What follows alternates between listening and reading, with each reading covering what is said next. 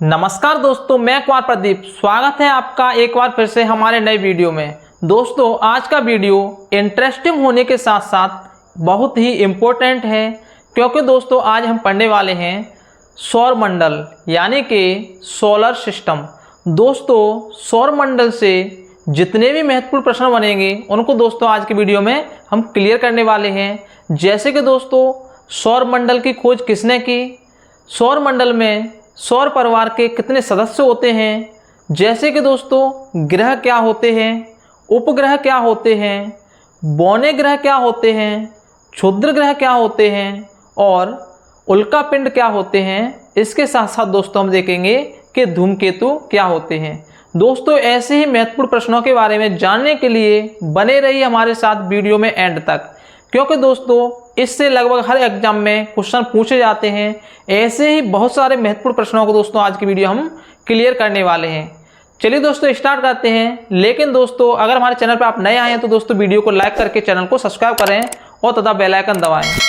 साथ ही साथ दोस्तों कमेंट करके हमें बताएं कि वीडियो आपको कैसा लगा। चलो दोस्तों स्टार्ट करते हैं। सबसे पहले दोस्तों हम देखेंगे सौर मंडल की खोज किसने की। सबसे पहले देखेंगे सौर मंडल की खोज किसने की और कब की। तो यहाँ देखते हैं दोस्तों, पहला फैक्ट है सौर मंडल की खोज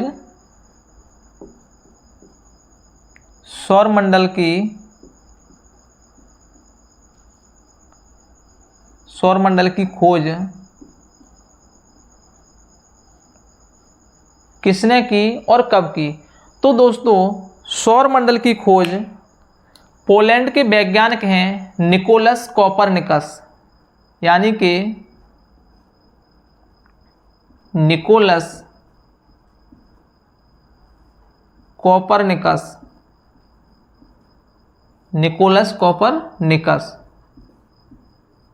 बहुत इंपॉर्टेंट दोस्तों, कई बार पूछा जाता है एग्जाम में कि सौर मंडल की खोज किसने की और कब की। तो दोस्तों ये खोज हुई थी 1543 में। कब हुई थी? 1543 में। यानी कि सौर मंडल की खोज निकोलस कोपरनिकस ने की थी 1543 में। इन्होंने दोस्तों बताया था कि पृथ्वी की परिक्रमा सूर्य नहीं करता है, सूर्य की परिक्रमा पृथ्वी करती है। सबसे पहले दोस्तों कोपरनिकस ने बताया था कि सूर्य पृथ्वी की परिक्रमा नहीं करता है, पृथ्वी सूर्य की परिक्रमा करती है। ठीक है, अब देखेंगे दोस्तों हम सौर परिवार के बारे में। किसके बारे में? सौर परिवार के बारे में। जैसे कि सौर परिवार के सदस्य, तो यहाँ लिखते हैं हम सौर परिवार।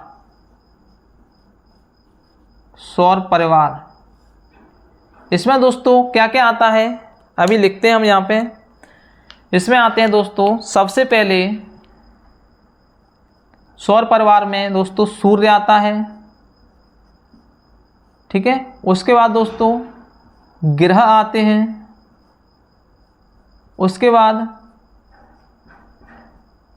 उपग्रह आते हैं, बौने ग्रह आते हैं। बौने ग्रह दोस्तों एक एक से हम इनको सबको क्लियर करेंगे, इसीलिए दोस्तों वीडियो में एंड तक बने रहें और इससे बनने वाले सभी प्रश्नों को क्लियर करेंगे। ठीक है, बौने ग्रह, उसके बाद दोस्तों क्षुद्र ग्रह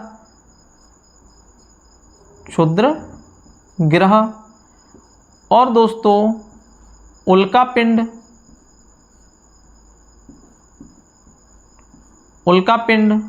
और धूमकेतु को दोस्तों पुच्छल तारा भी कहते हैं।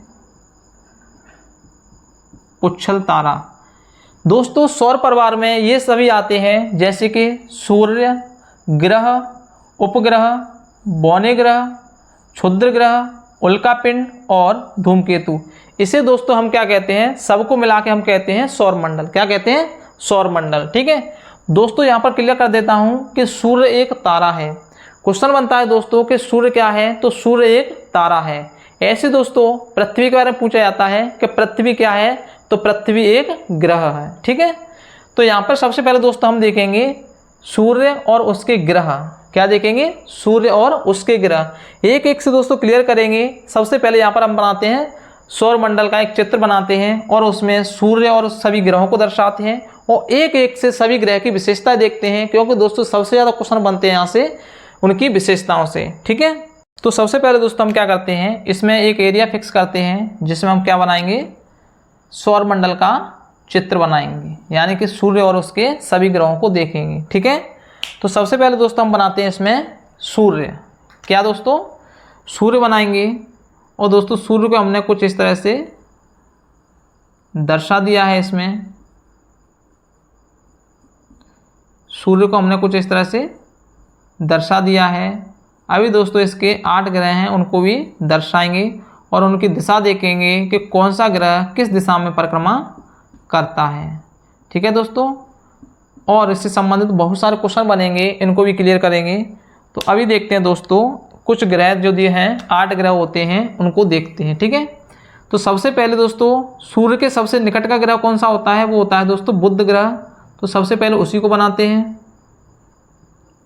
ये कौन सा ग्रह है दोस्तों, बुध ग्रह, यानी कि मरकरी। बुध ग्रह हो गया। बुध के बाद दोस्तों कौन सा रहता है, उसके बाद रहता है दोस्तों शुक्र ग्रह, इसे कहते हैं दोस्तों वीनस, शुक्र ग्रह हो गया। उसके बाद दोस्तों पृथ्वी, सब जानते हैं दोस्तों अर्थ। ठीक है, उसके बाद है मंगल ग्रह, मंगल, और उसके बाद है दोस्तों बृहस्पति, बृहस्पति जो कि सौरमंडल का सबसे बड़ा ग्रह है। उसके बाद है शनि, यानी कि सटर्न। फिर उसके बाद है अरुण, और फिर है दोस्तों वरुण। तो दोस्तों इस तरह से सूर्य से बढ़ता क्रम दोस्तों ग्रहों का इस तरह से है, यानी कि सूर्य के सबसे निकट बुध ग्रह, उसके बाद शुक्र है, फिर पृथ्वी है, फिर मंगल है, उसके बाद बृहस्पति, शनि, अरुण, वरुण। दोस्तों इनकी जो दिशा है उनको देखते हैं हम, और उनकी जो विशेषता है उनको भी देखेंगे। तो सबसे पहले दोस्तों इनकी दिशाओं को देखते हैं कि कौन सा ग्रह किस दिशा में परिक्रमा करता है। वैसे दोस्तों सभी ग्रह लगभग पश्चिम से पूर्व दिशा में क्या करते हैं, परिक्रमा करते हैं, लेकिन शुक्र ग्रह और अरुण ग्रह क्या करते हैं, ये दोस्तों पूर्व से पश्चिम की दिशा में परिक्रमा करते हैं, यानी कि ये विपरीत दिशा में परिक्रमा करते हैं। यहाँ से क्वेश्चन बनता है कि कौन से 2 ग्रह हैं जो विपरीत दिशा में परिक्रमा करते हैं, तो शुक्र और अरुण ग्रह हैं दोस्तों। ठीक है, तो यहाँ पर हम देखते हैं दोस्तों प्रत्येक पिंड, यानी कि दोस्तों प्रत्येक पिंड 2 तरह की परिक्रमा करता है, यानी कि प्रत्येक पिंड 2 तरह की गति करता है। एक तो गति दोस्तों अपने स्थान पर करता है, जिसे हम कहते हैं परिभ्रमण, यानी कि अपने अक्ष पर गति करता है, उसे क्या कहते हैं, परिभ्रमण। और उसके साथ साथ दोस्तों सूर्य की परिक्रमा करता है, उसे कहते हैं दोस्तों हम परिक्रमण। जैसे इसे समझ सकते हैं दोस्तों, इस बॉल से समझ सकते हैं। जैसे मान के चलो कि ये कोई ग्रह है, ठीक है, तो ये ग्रह दोस्तों अपने अक्ष पर घूम रहा है साथ ही साथ, यानी कि ये अपने अक्ष पर घूम रहा है, तो इस अक्ष पर घूमने वाली गति को दोस्तों क्या कहेंगे, इसे कहेंगे परिभ्रमण, यानी कि इसे घूर्णन गति कहते हैं और इसे परिभ्रमण भी कहते हैं। और दोस्तों ये अपने अक्ष पर भी घूम रहा है और ये क्या कर रहा है, सूर्य की भी परिक्रमा लगा रहा है कुछ इस तरह से। ठीक है, यानी अपने अक्ष पर घूमने के साथ साथ सूर्य की भी परिक्रमा लगाता है इस तरह से।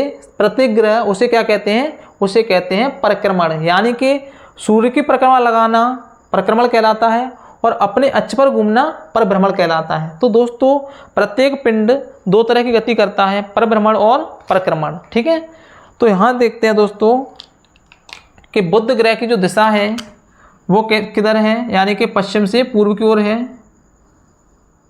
कुछ इस तरह से इसकी दिशा है पश्चिम से पूर्व की ओर।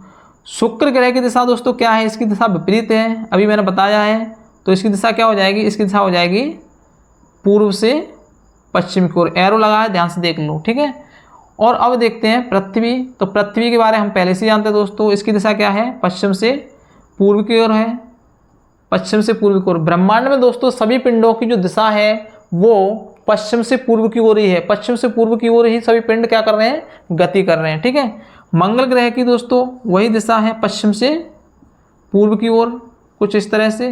ठीक है, और ऐसे ही दोस्तों बृहस्पति की भी वही दिशा है, पश्चिम से पूर्व की ओर। ऐसे दोस्तों शनि की भी वही दिशा है, पश्चिम से पूर्व की ओर।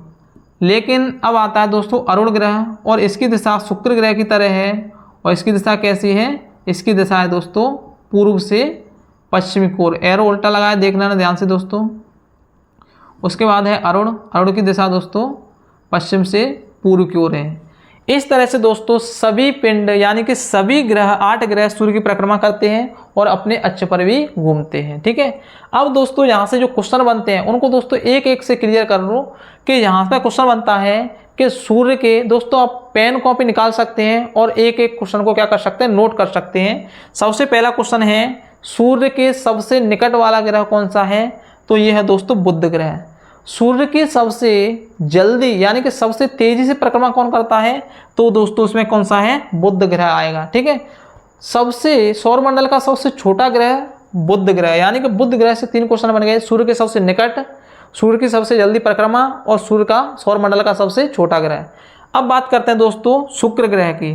तो शुक्र ग्रह दोस्तों दूसरे नंबर का ग्रह है। ठीक है, और बात करते हैं इसकी कि शुक्र ग्रह दोस्तों सौरमंडल में सबसे चमकीला ग्रह है। क्या है? सबसे चमकीला ग्रह। इसका क्वेश्चन बनता है दोस्तों, सौरमंडल में सबसे गर्म ग्रह कौन सा है? तो शुक्र ग्रह है। पृथ्वी की भगनी या फिर पृथ्वी की बहन कौन है? तो इसे दोस्तों शुक्र ग्रह कहते हैं। ठीक है, शुक्र ग्रह को कहते हैं।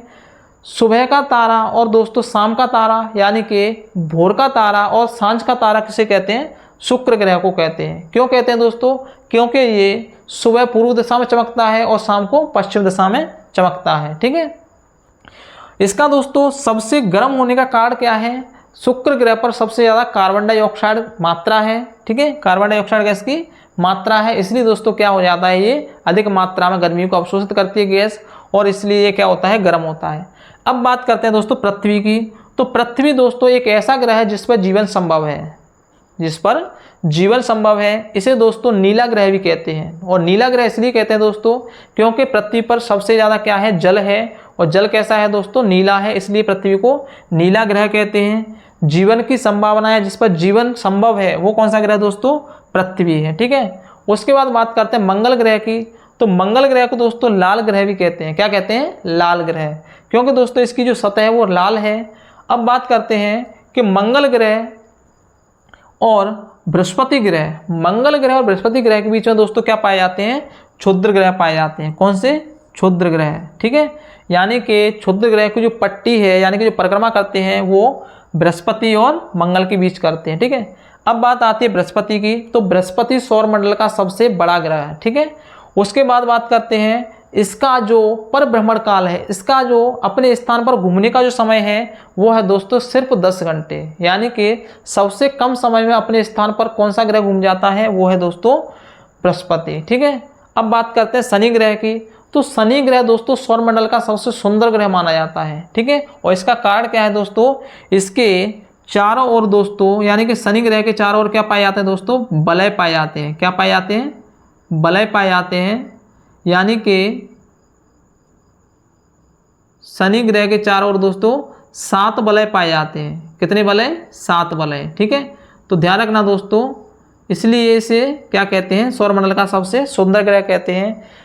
क्वेश्चन बनता है दोस्तों कि सौरमंडल में किस ग्रह के चारों ओर वलय पाए जाते हैं? तो वो है दोस्तों शनि ग्रह। ठीक है, उसके बाद बात करते हैं अरुण ग्रह की।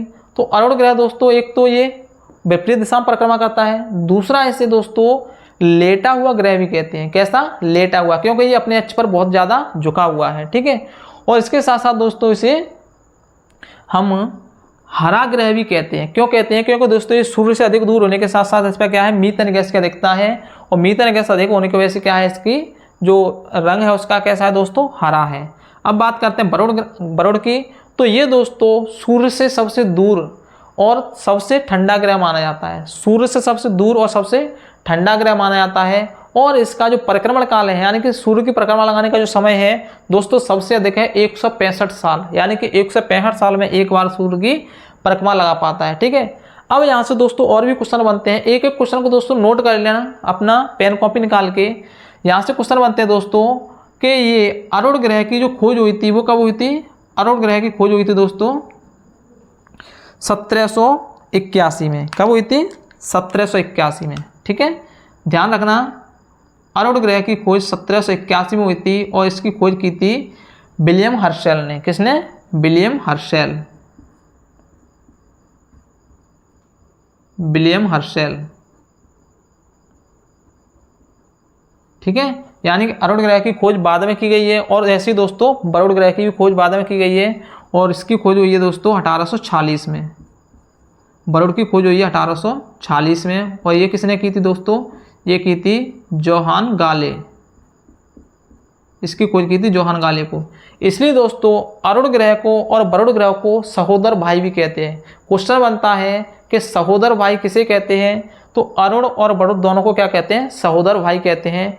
यहाँ भी क्वेश्चन बनता है दोस्तों कि पृथ्वी की जुड़वा बहन किसे कहते हैं? तो यहाँ है दोस्तों शुक्र ग्रह। ठीक है, पृथ्वी की जुड़वा बहन शुक्र ग्रह और सहोदर भाई अरुण और वरुण हैं। ठीक है, इस तरह से दोस्तों इनसे बहुत सारे क्वेश्चन बनते हैं। जैसे मैंने बता दिया आपको कि लेटा हुआ ग्रह किसे कहते हैं? अरुण ग्रह को कहते हैं। सूर्य के सबसे निकट ग्रह कौन सा है? बुध ग्रह है। ठीक है, सूर्य से सबसे दूर ग्रह कौन सा है? अरुण ग्रह है। ठीक है, अब बात करते हैं दोस्तों इन 8 ग्रहों को 2 भागों में बांटकर देख सकते हैं। कितने भागों में? 2 भागों में। और वह दोस्तों बुध, शुक्र, पृथ्वी, मंगल। यानी कि यहाँ से मैं दोस्तों एक लाइन खींच रहा हूँ, ये वाली लाइन, यानी कि इस ग्रीन लाइन से पहले जो 4 ग्रह हैं, यानी कि 1 2 3 4 मंगल ग्रह तक, ये दोस्तों भारी ग्रह हैं। यानी कि ये दोस्तों चट्टानों से बने हुए ग्रह हैं। और उसके बाद इनको कहते हैं हम बृहस्पति, शनि, अरुण, वरुण। इनको दोस्तों हम कहते हैं बाहरी ग्रह। बाहरी यानी कि इनको कौन से ग्रह कहते हैं? बाहरी ग्रह। ठीक है, और ये दोस्तों किसके बने होते हैं? ये बने होते हैं गैसों के बने होते हैं ये। और इनको दोस्तों कौन से ग्रह कहते हैं? इनको कहते हैं आंतरिक ग्रह। 4 ग्रह आंतरिक हैं। ठीक है, आंतरिक ग्रह किसके बने हैं ये दोस्तों? ये चट्टानों के बने हैं। ठीक है, ध्यान रखना, सूर्य से जो पास के 4 ग्रह हैं वो चट्टानों के बने हैं, भारी ग्रह। ठीक है, और ये मंगल ग्रह के बाद जो बृहस्पति, शनि, अरुण, वरुण है वो किसके हैं दोस्तों?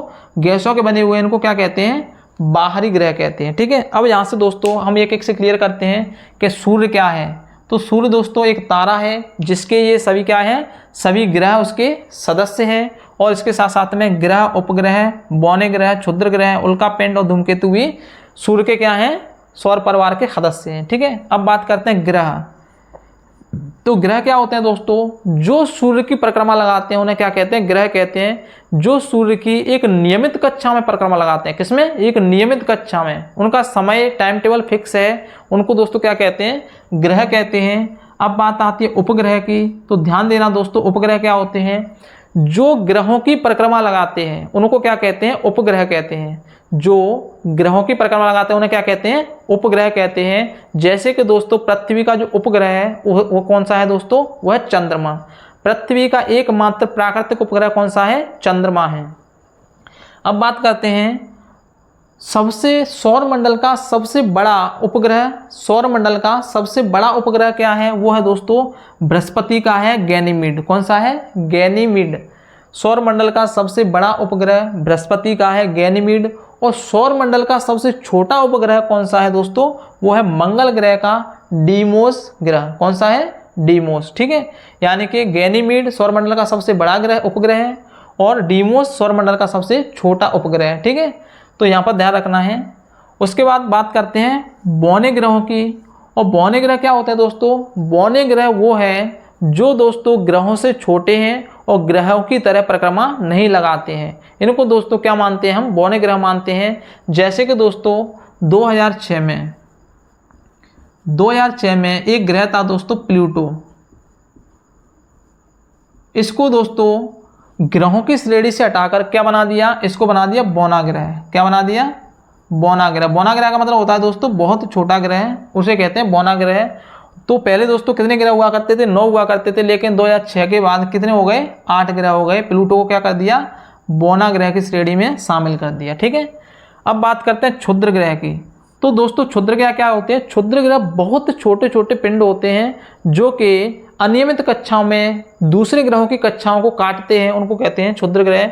जैसे मैं यहाँ पर दोस्तों दर्शा देता हूँ, बृहस्पति और मंगल, यानी कि इस तरह से बृहस्पति और मंगल की कक्षाओं में जो घूमते हैं वो कौन से ग्रह हैं दोस्तों? ये हैं क्षुद्र ग्रह। क्वेश्चन बनता है कि क्षुद्र ग्रह कहाँ पर भ्रमण करते हैं, तो वो है मंगल ग्रह और बृहस्पति ग्रह के बीच में क्षुद्र ग्रह घूमते हैं, इसलिए दोस्तों इसको याद रखना है, ठीक है। अब है दोस्तों उल्का पिंड। क्या है? उल्का पिंड। ध्यान से देखो उल्का पिंड क्या होता है। तो दोस्तों सौर मंडल में, यानी कि ब्रह्मांड में सौर मंडल का जो हिस्सा है वो सभी दोस्तों क्या है?